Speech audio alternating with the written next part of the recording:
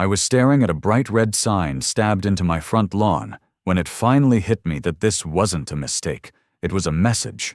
The words "No Wheel Zone" were printed in block letters so aggressive they felt like shouting, and right beneath it, flapping in the breeze, was a $500 fine with my address typed neatly at the top. For half a second I actually laughed, because the idea was so stupid it didn't seem real, until I remembered that the thing they were targeting was the only way I could get into my own house.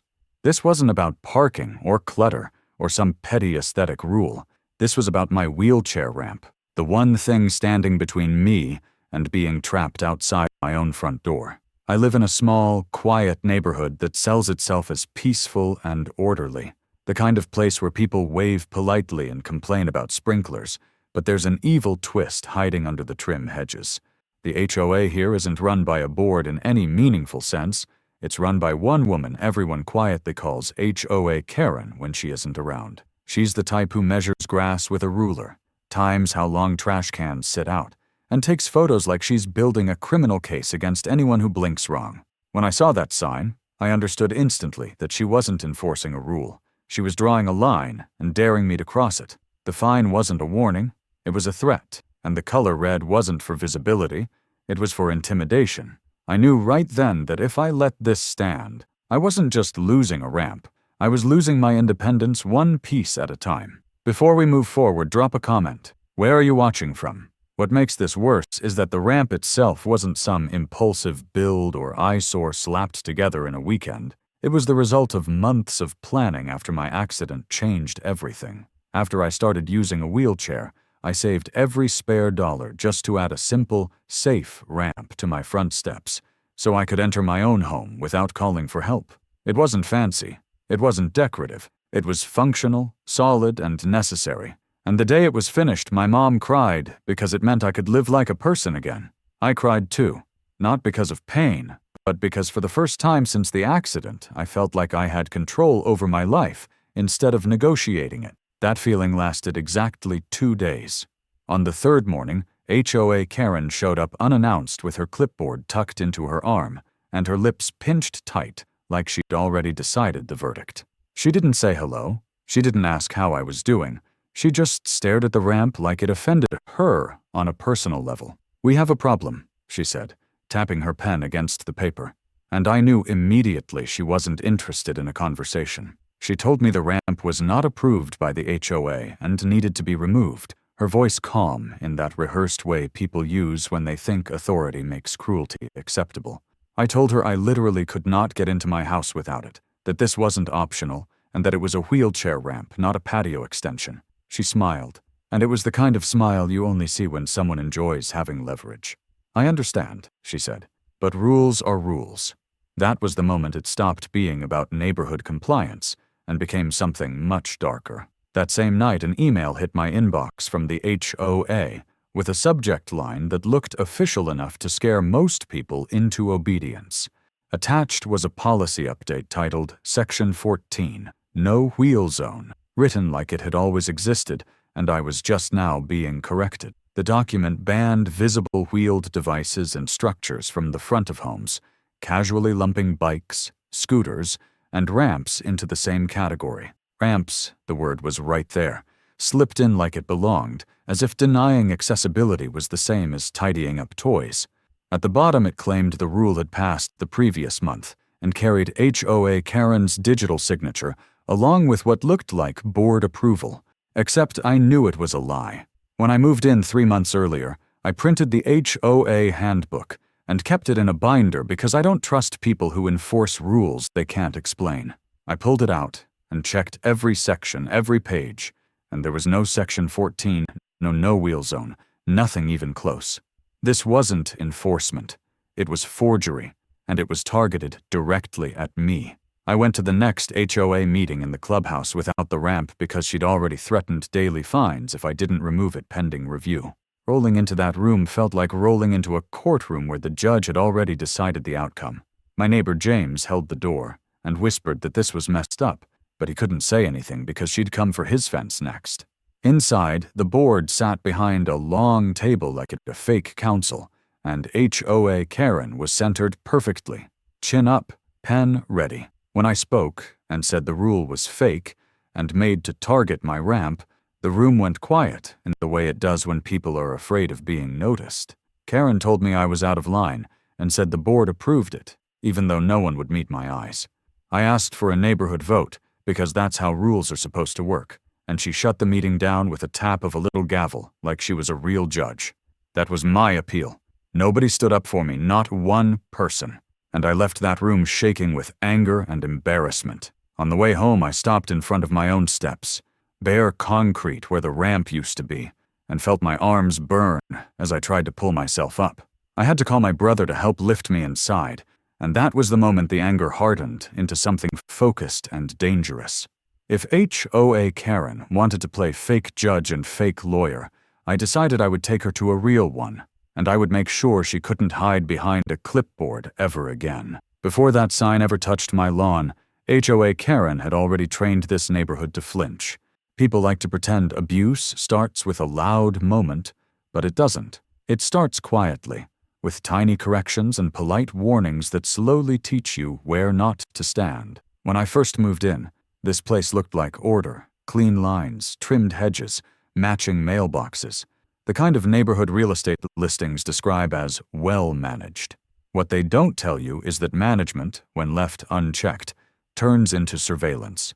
HOA. Karen didn't just enforce rules. She curated fear, and she did it one email at a time. Every notice came from her account. Every fine carried her signature. Every meeting followed her agenda, and every attempt at discussion died the moment it threatened her control. The board existed, technically, but only as furniture. People who nodded, avoided eye contact, and let her speak for them. If someone asked too many questions, their grass was suddenly too long, their fence slightly off color, their trash can out 4 minutes too late. Nobody needed to be told twice what resistance cost. My accident didn't make me fragile, but it did make me visible. When you use a wheelchair, your existence takes up space in ways that make controlling people uncomfortable. Ramps, handles, clearance, they all announce that life doesn't fit neatly into HOA checklists. I didn't ask for sympathy, and I didn't ask for exceptions. I followed the process, pulled permits, saved money, and built exactly what I needed to live safely. That ramp wasn't rebellion, it was compliance with reality. What HOA Karen couldn't stand wasn't the ramp itself, it was what it represented. I wasn't hiding my need. I wasn't shrinking. I wasn't quietly adapting in a way that let her pretend everything stayed uniform. The ramp disrupted the illusion that this neighborhood was perfectly controlled, and she took that personally. That's the thing about people like her. They don't need a reason, they need an excuse. After the ramp came down, authority stopped feeling abstract. Authority felt like exhaustion. It felt like waiting on someone else to open your door. It felt like scheduling your own dignity around other people's availability. Every time I had to ask for help just to enter my own house, I was reminded that HOA Karen wasn't just enforcing a rule, she was forcing dependence. That's not governance. That's domination. The neighborhood knew it too. They whispered it at mailboxes and over fences, always checking first to make sure she wasn't nearby. They'd tell me they agreed, that it was wrong, that she'd gone too far this time, but none of them were willing to say it where it counted. Fear keeps people polite. Fear keeps people silent. HOA Karen thrived on that silence because it let her confuse compliance with consent. I didn't have the luxury of silence. This wasn't about pride or aesthetics, or even money. This was about whether I could enter my own home without being treated like a violation. When Karen told me rules were rules, what she really meant was power is power. She believed authority was something you could declare and everyone else had to live with. She believed that if something looked official enough, nobody would challenge it. That's where she miscalculated. I don't move fast, but I move carefully. I keep records. I read what I'm sent. I don't trust documents that can't explain themselves. While HOA Karen relied on intimidation and momentum, I relied on paper, dates, and the simple fact that real authority leaves trails.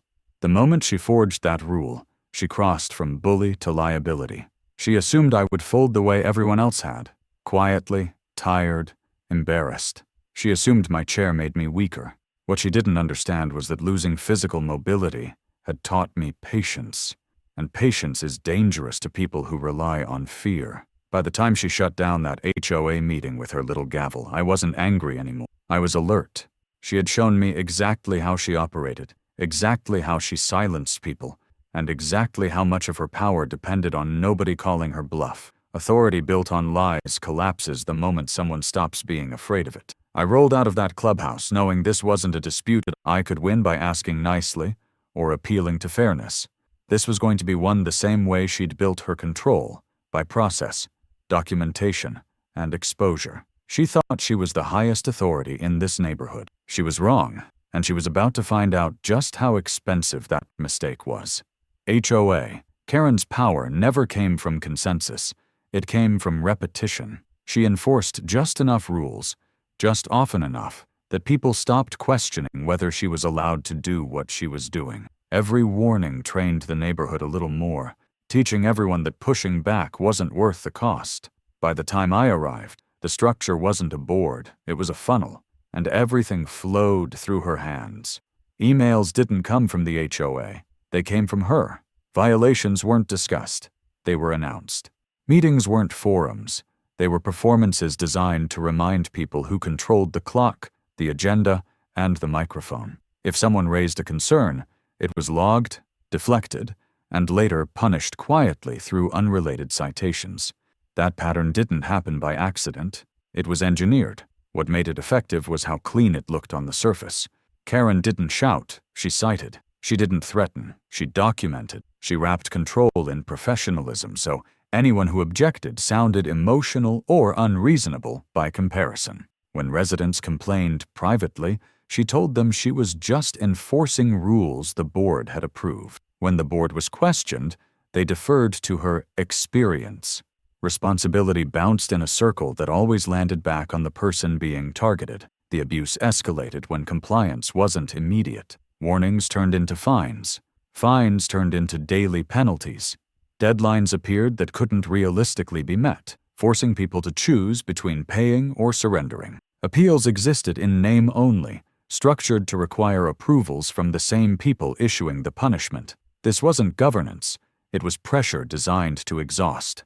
The forged no-wheel zone rule fit perfectly into this system. Karen didn't invent something wildly outrageous. She invented something plausible enough to slip past fear. By bundling accessibility ramps with bikes and scooters, she flattened necessity into nuisance.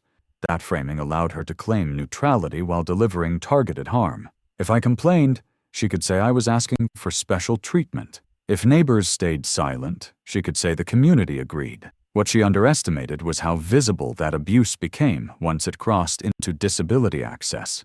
People had tolerated grass measurements and trash timing because they were inconveniences. They tolerated fence disputes because they could still live their lives. But denying someone the ability to enter their own home turned abstract authority into physical harm. That's when fear began to crack. Behind closed doors, people started admitting what they'd never say out loud. They told me about warnings that made no sense. They told me about fines that appeared after disagreements. They told me about how Karen would smile and say rules are rules while quietly doubling penalties. Each story followed the same arc, silence enforced through selective punishment. The board's role in this abuse was cowardice disguised as procedure. They weren't masterminds. They were shields. Their presence allowed Karen to claim legitimacy while avoiding accountability. No one wanted to be the next target, so they stayed still and let her speak for them. Silence became approval by default. The daily fines threat against my ramp showed the system's cruelty in its purest form. She wasn't waiting for a decision. She was forcing compliance before one could exist. By the time anyone reviewed the rule, the damage would already be done.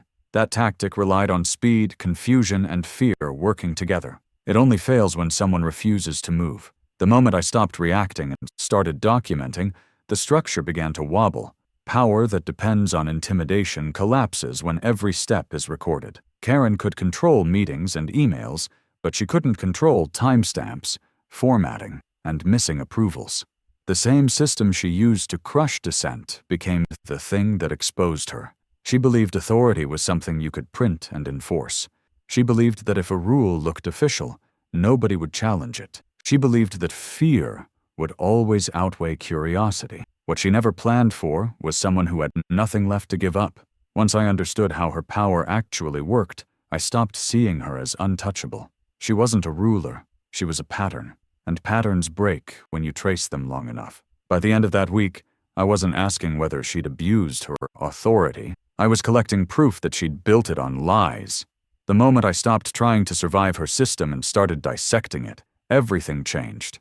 I didn't look for drama, I looked for inconsistencies. I didn't argue about fairness.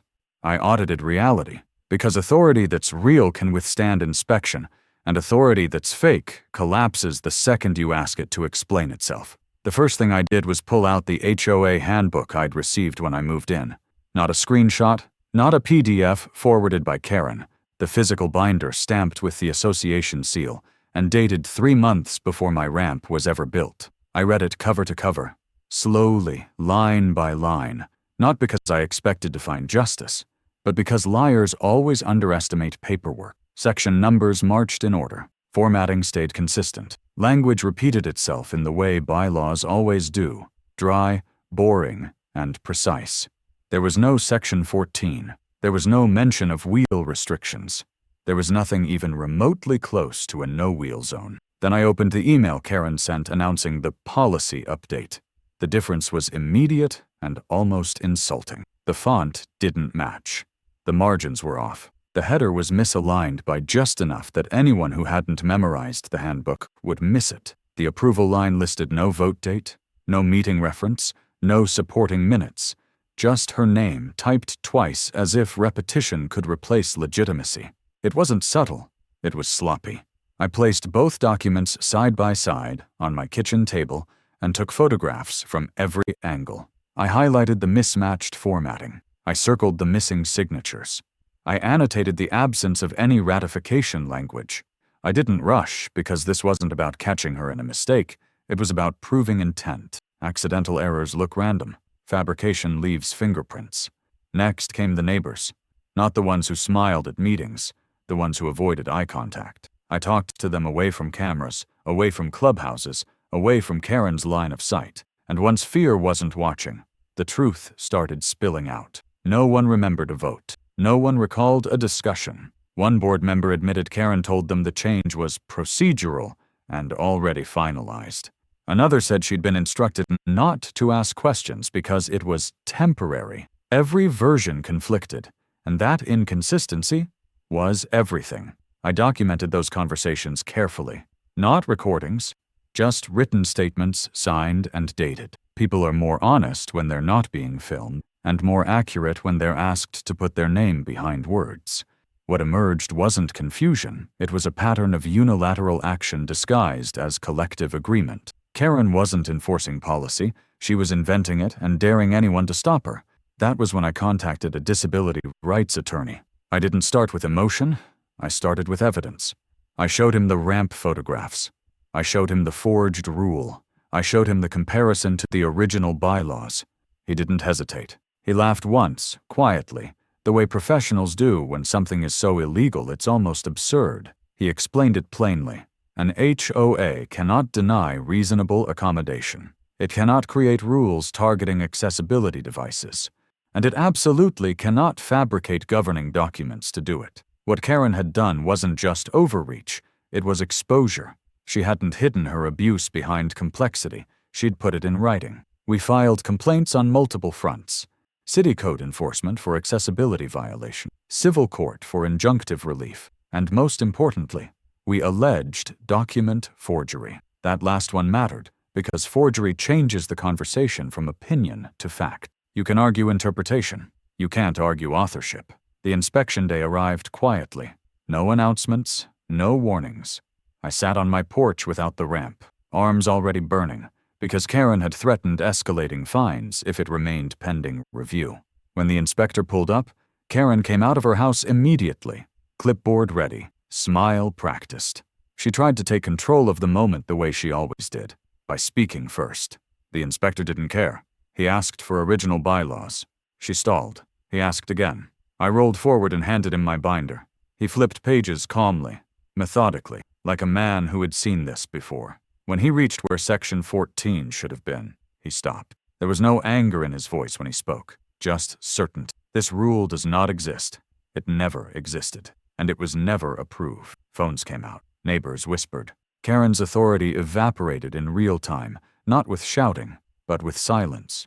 She tried to explain. She tried to reframe.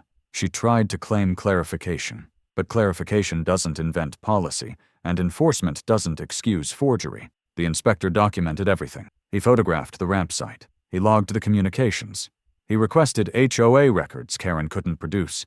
And when he left, he didn't shake her hand. Weeks later, we stood in a courtroom. No clubhouses, no gavels she controlled. Just a judge, the evidence, and a woman who had confused power with permanence.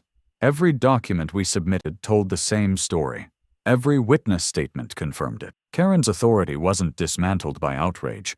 It was dismantled by proof. When the judge picked up the forged rule and tore it in half, it wasn't dramatic. It was surgical. Section 14 ceased to exist the way it always had, instantly and completely. The ramp was ordered rebuilt. Costs were assessed. Fines imposed. And the board was advised, not requested, to change leadership. By the time we left the courtroom, Karen's system was already dead. All that remained was for the neighborhood to realize it. The collapse didn't begin with shouting. It began with visibility. The moment the inspector's report circulated and the court date hit the neighborhood calendar, Karen lost the one thing that had always protected her: ambiguity. She thrived when people were unsure, when rules felt foggy and consequences felt distant, when everyone assumed someone else had checked the math. Now the math was on display, and it didn't add up. The first public crack appeared at the emergency HOA meeting she tried to cancel twice. Emails went out late. Agenda items were vague. Language was padded with legal buzzwords meant to intimidate rather than inform. It didn't work. The room filled anyway, not with anger at first, but with curiosity, the most dangerous emotion for someone built on control. People weren't there to yell, they were there to watch. Karen opened the meeting with a rehearsed speech about maintaining harmony and protecting property values, words she'd always used like armor. But this time every sentence felt defensive. Every pause stretched longer than she expected. When she mentioned the no-wheel zone, someone laughed. Not loud, not cruel, just surprised. That laugh broke the spell. Questions followed. Not accusations, just requests for clarification. Where was the vote? Which meeting approved it? Why didn't the minutes reflect it? Karen deflected, redirected, tried to move on. She invoked procedure the way a magician waves a hand, hoping the audience would look away.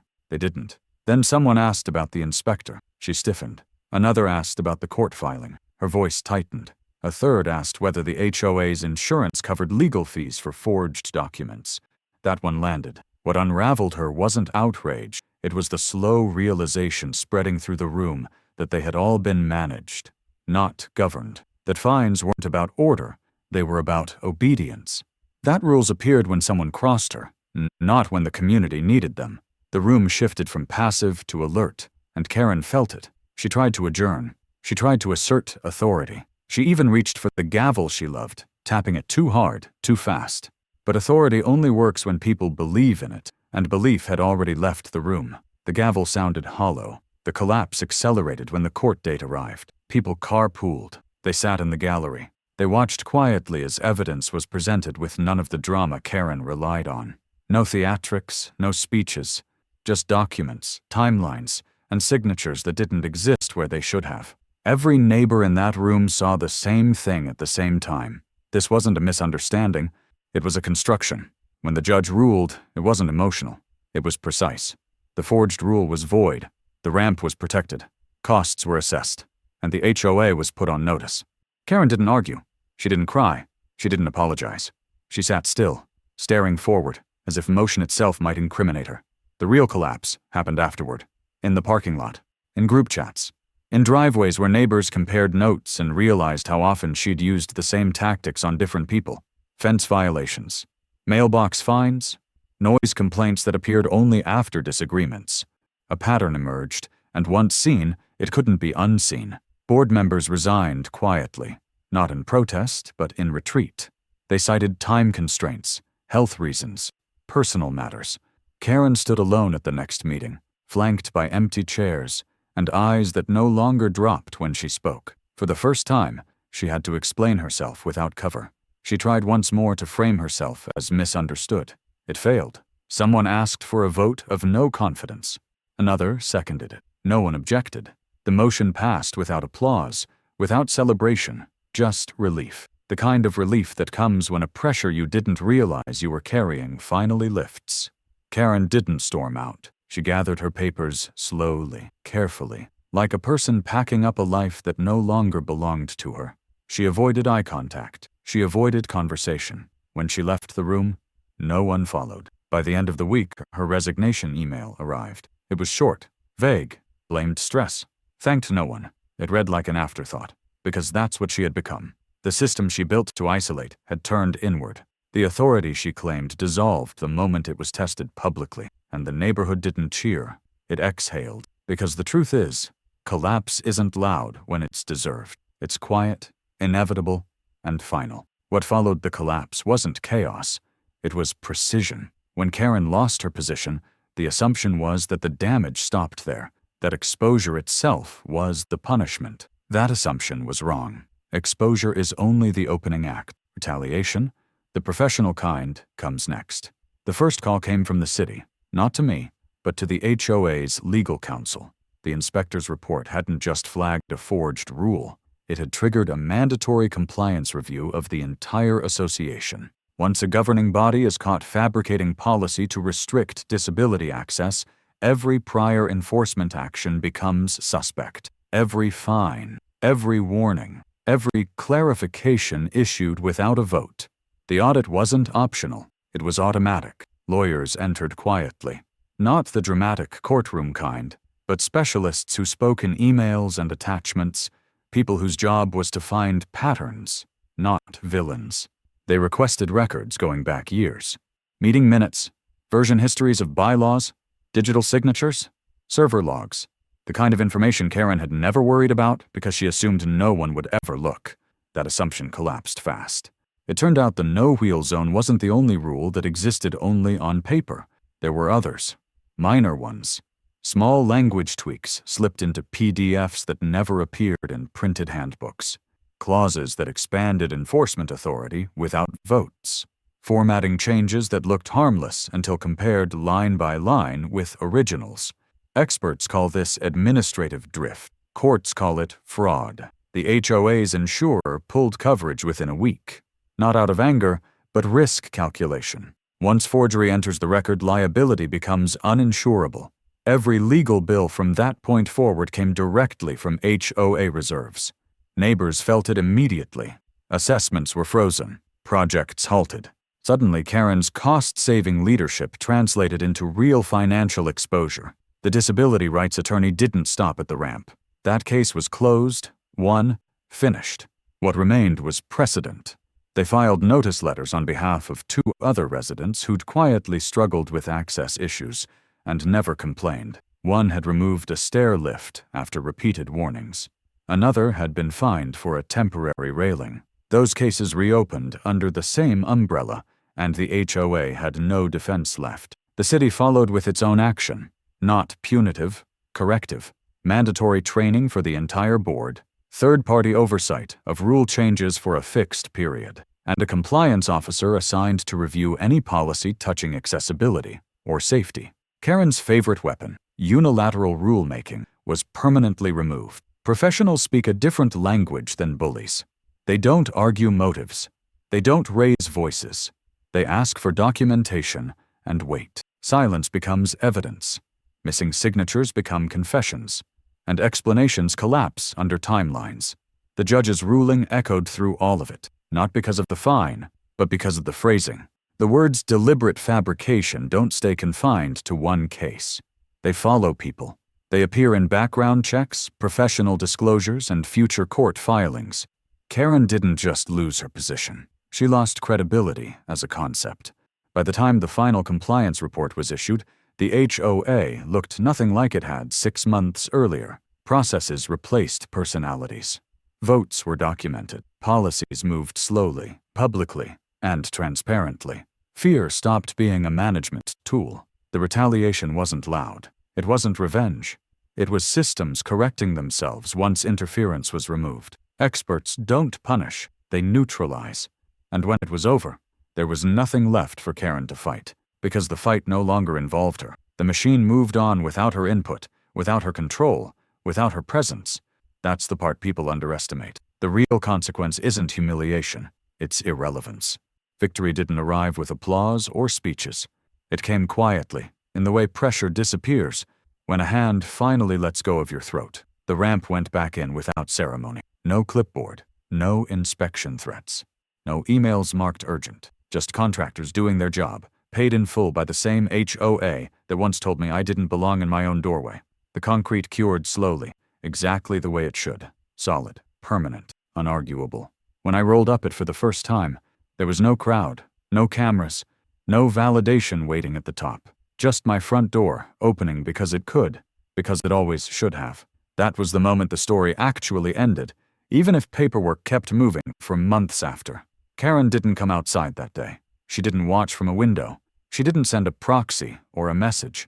Her absence was complete, surgical, and final. People like her don't rage at the end. They retreat. They shrink into the spaces where authority can't reach them anymore. The neighborhood changed in ways that didn't announce themselves. Bikes appeared on porches. Scooters leaned against railings. Temporary ramps showed up without warnings stapled to them. Not because rules changed, but because fear did. Fear evaporates fast once people realize it was always artificial. Meetings became boring. That was the tell. No tension. No power plays. No sudden policy drops emailed at midnight. Just agenda items, votes, and adjournments that actually meant something. When systems work, they're dull. Karen had needed drama to survive. Order starved her out. I didn't become a symbol. I didn't want to. I didn't start attending meetings to speak or correct or remind anyone of what happened. I simply existed, visibly, moving through the same shared spaces without apology. That was enough. Nothing unsettles former tyrants more than the people they failed to erase continuing on without them. A few neighbors apologized. Quietly, awkwardly. Not because they were cruel, but because they were afraid and now understood the cost of silence. I accepted every apology without ceremony. No lectures. No lingering resentment. Guilt educates faster than anger ever could. Karen still lives nearby. Not here. Not in the center of things. Not in any position where her voice carries. Sometimes paths cross. Sometimes they don't. When they do, there's no confrontation. No satisfaction exchanged. Just distance. The kind that can't be closed. She doesn't look angry anymore. That phase passed. She looks diminished. Careful. Like someone who learned too late that rules don't exist to serve the person holding them. They exist to protect the people underneath. The judge's ruling didn't just end a case.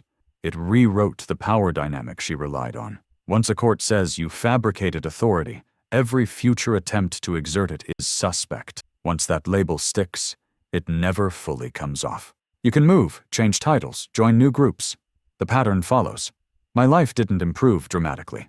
That's the part people expect, but never quite understand. There was no transformation montage. No sudden clarity or triumph. Things simply returned to baseline. Independence restored. Dignity no longer conditional. That's real victory. Not gaining something new, but reclaiming what was stolen quietly and systematically. The ramp is just there now. Weathered, used, unremarkable. Which is exactly what accessibility is supposed to be. Normal, uncontroversial, non-negotiable. And Karen? She lost the one thing she valued more than control. Witnesses. There's no audience left for her version of reality. No stage to perform authority on. No fear to harvest. The story doesn't end with her learning a lesson. People like that rarely do. It ends with her becoming background noise in a place that learned to stop listening. The concrete set. The paperwork closed. The meetings moved on. HOA Karen went silent.